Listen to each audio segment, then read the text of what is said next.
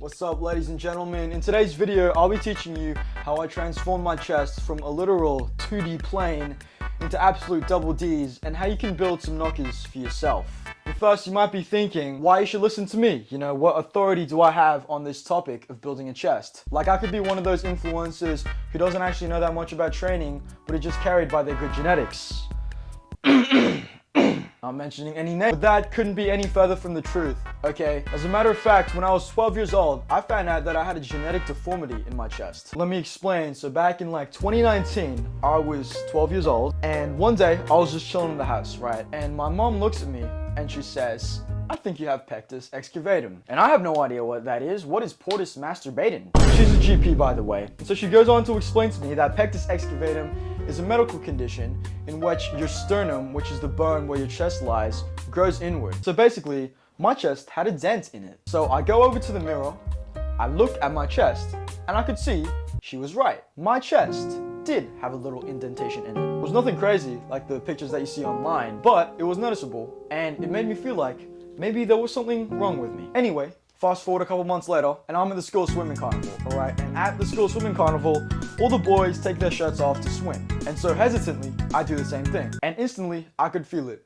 People were looking at my chest. Not because it was a great looking, massive muscular chest. No. It was because of my indentation. So my friend looks at me and says, bro, what the heck is wrong with your chest? And at that moment, I knew that it was noticeable. People saw it, and they thought it was weird. As a matter of fact, for the rest of the day, people kept bringing it up, saying things like, bro, you have something wrong with your chest.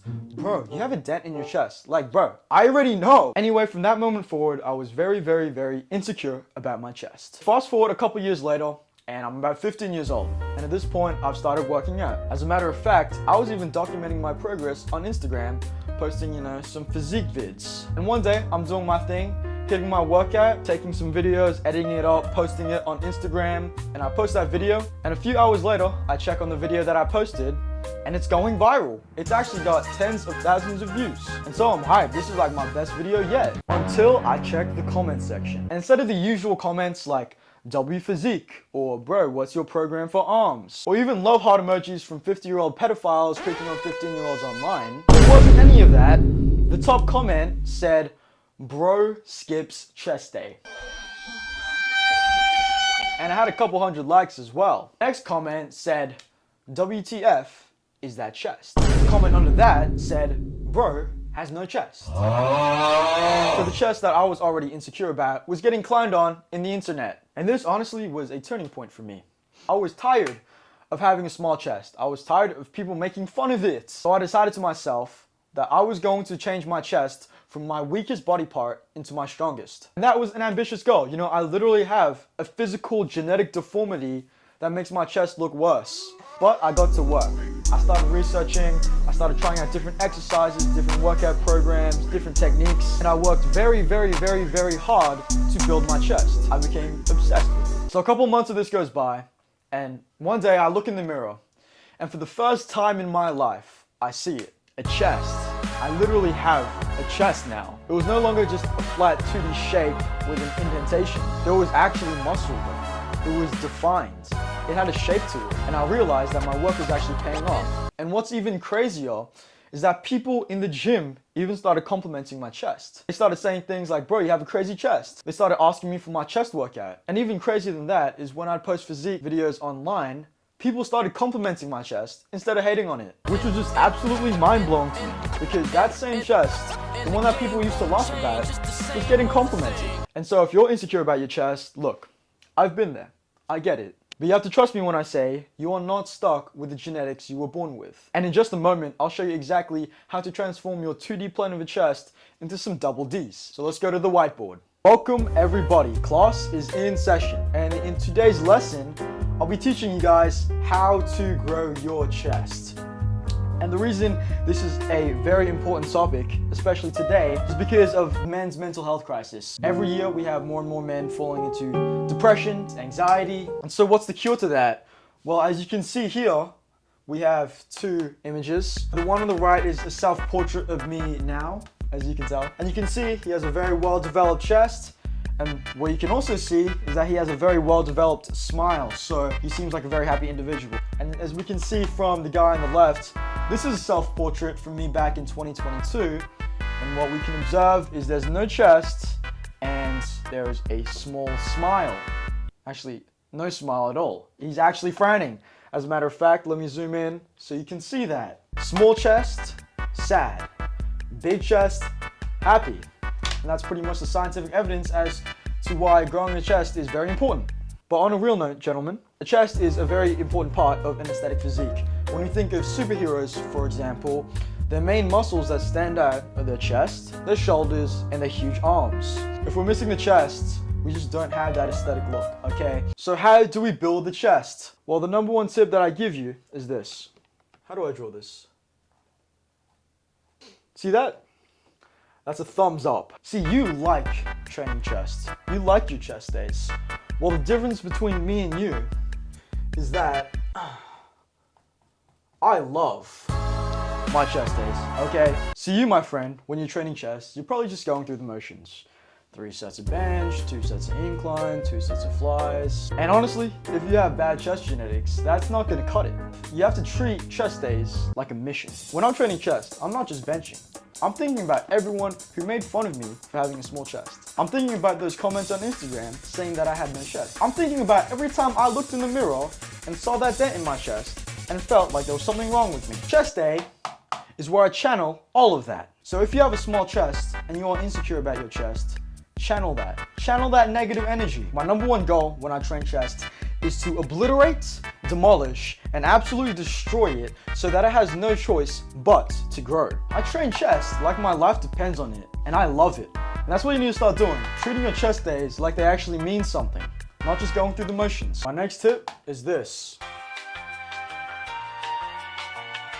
You want to build raw strength and prioritize getting stronger, especially at benching. Now, a lot of people love to hate on benching, and you know why? Because they suck at it. The guys who skip bench are usually the ones stuck repping 135 and wondering why their chest still looks like a pancake. If you like having a small chest, however, then keep sticking to your cute little cable flies. But if you're here to grow your chest, then I highly advise that you focus on building some raw pressing strength. What you have to understand is that strength and size are not two separate things. They are directly correlated. If you get stronger, you will get bigger. Do you really think that if you went from 60 kilo bench press to 120 kilo bench press while keeping the same technique, your chest would stay the same size? Exactly. People love saying that strength and size aren't correlated and that you can get big without getting strong, or you can get strong without getting big. And they end up bringing up outliers like Olympic lifters who look small but can lift a lot of weight, and these big bodybuilders who aren't actually that strong for what they look like. Well, the reason for that comes down to two things. Genetics. Some people are just more naturally disposed to lift more weight with less muscle because they have more explosive muscle fibers, type 2 muscle fibers, etc. And technique. These Olympic lifters are refining their technique every single day to get more efficient and effective at their lift. So if we put those two things aside, genetics and technique, if you as an individual get stronger at a lift while keeping the same technique, you have built muscle. And if you've built a significant amount of muscle, then your lifts will probably go up as well.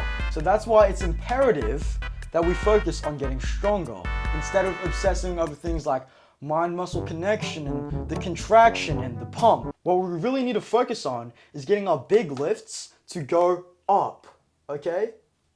Take any random lifter who benches 60 kilos. Get him stronger and benching 100 kilos with the same technique, and there is literally no universe, no possibility where that guy does not have a bigger chest, triceps, and probably shoulders as well. It's literally physics. To lift more weight, you have to produce more force. And to produce more force, you need bigger muscles. That's why there are weight classes in powerlifting and Olympic lifting. It's because the bigger the people get, they can lift more weight, so they have to make weight classes. If strength and size weren't correlated, then the small guys would be competing in the same class as the big guys. But that's just not the case. So what I'm saying is just focus on getting stronger and progressively overloading your big compound lifts. My third point is stretch.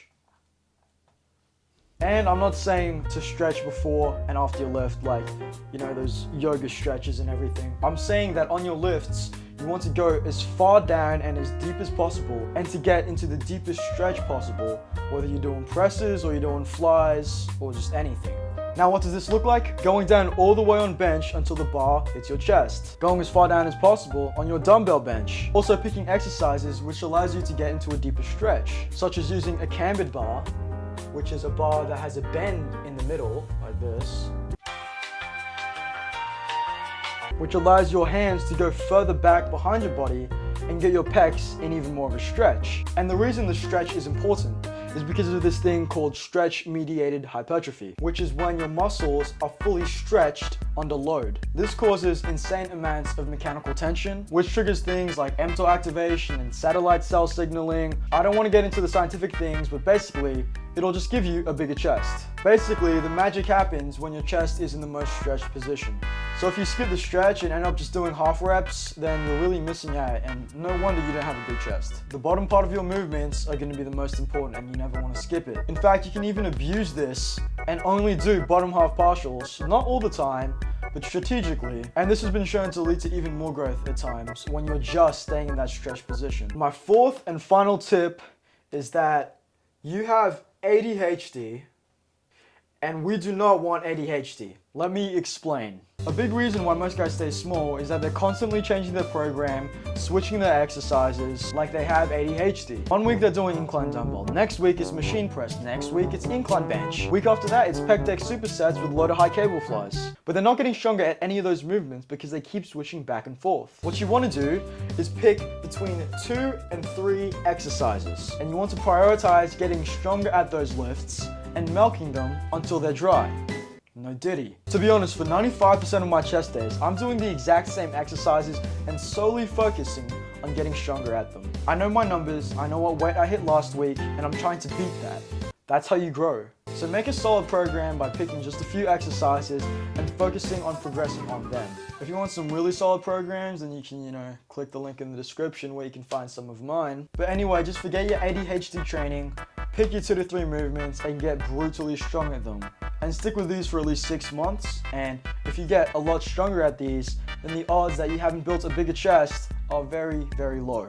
If you want to know my 2 to 3 main movements, it's flat bench, incline cambered bar bench, and incline Smith machine bench. Now you can throw in some isolation movements on top of these 2 to 3s like flies or pec deck, but for your main pressing movements, just stick with your 2 to 3 and stay loyal to them.